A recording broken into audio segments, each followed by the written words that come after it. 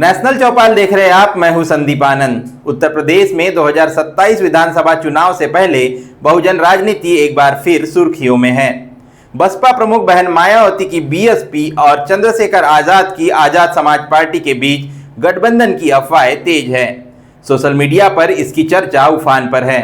कुछ लोग कह रहे हैं कि गठबंधन होना चाहिए और कुछ गठबंधन की आवश्यकता पर चर्चा कर रहे हैं। लेकिन हकीकत क्या है?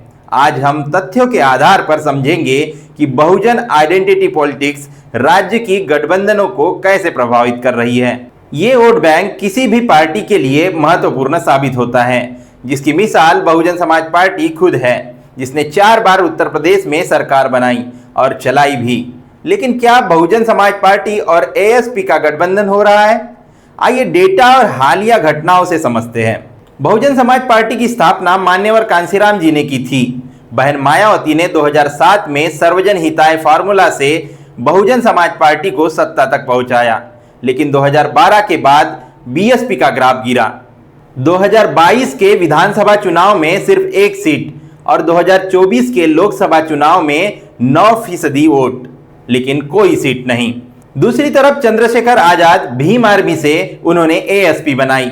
2024 में उन्होंने नगीना लोकसभा सीट जीती, लगभग 1.5 लाख वोटों से। एएसपी युवा दलितों में खासकर अनुसूचित जाति का एक तबका पश्चिमी यूपी में सक्रिय है। जुलाई 2026 में एएसपी ने 2027 के लिए 45 प्रभारियों की पहली लिस्ट जारी की। 18 दलित, 16 ओबीसी, 10 मुस्लिम, 1 सिख। पार्टी ओबीसी और मुस्लिम वोट को जोड़ रही है।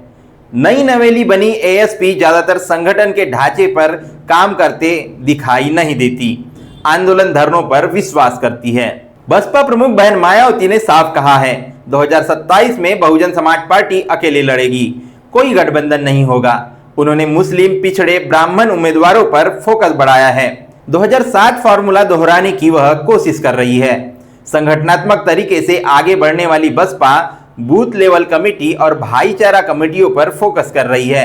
एएसपी और बीएसपी के बीच प्रतिस्पर्धा है। बहन मायावती एएसपी जैसे ग्रुपों को स्वार्थी ताकतें बताती है, जबकि चंद्रशेखर धरने आंदोलन पर विश्वास करते हैं। यूपी के आम वोटर्स के बीच अफवाहें तो है, लेकिन तथ्य अलग और उलट है। चंद्रशेखर पर भाजपा के इशारे पर काम करने के कई आरोप लगातार लगते आए हैं और जाहिर सी बात है कि जितना ज्यादा दलित बहुजन वोटर्स में बंटवारा होगा, उतना ही भाजपा को इसका मुनाफा होगा।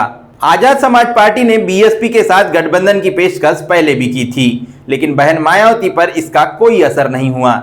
जुलाई-अगस्त 2026 तक कोई औपचारिक बातचीत या समझौता सार्वजनिक नहीं हुआ है, जिसकी अफवाहें सोशल मीडिया पर उड़ाई जा रही है। दलित आबादी यूपी में करीब 21% है। अगर ये वोटर्स बसपा के साथ 2027 में बना रहेगा तो भाजपा और सपा को इसका तगड़ा नुकसान होगा और बसपा को इसका फायदा होगा। आजाद समाज पार्टी युवाओं के बीच आक्रामक छवि बना रही है। अगर वोट बटा तो बीजेपी को इसका सीधा फायदा होगा या समाजवादी पार्टी भी मजबूत हो सकती है।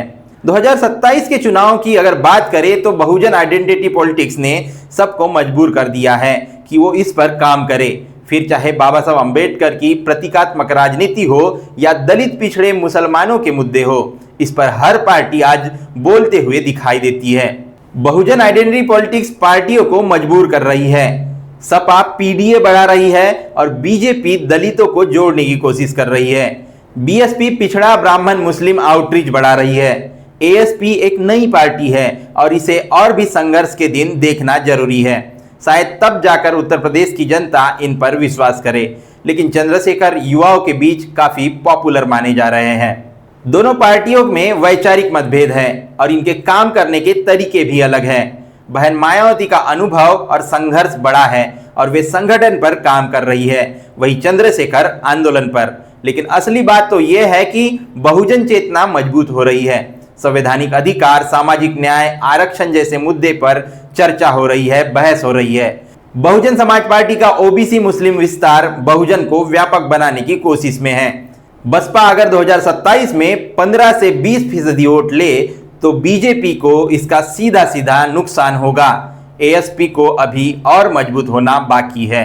इस पर आप क्या सोचते हैं? कमेंट सेक्शन में लिखिए जरूर। बने रहे नेशनल चौपाल पर। मिलते हैं नए वीडियो में, तब तक के लिए जय भीम, जय भारत। बहुजन समाज की हर खबर पाने के लिए चैनल को सब्सक्राइब करें, लाइक करें, शेयर करें।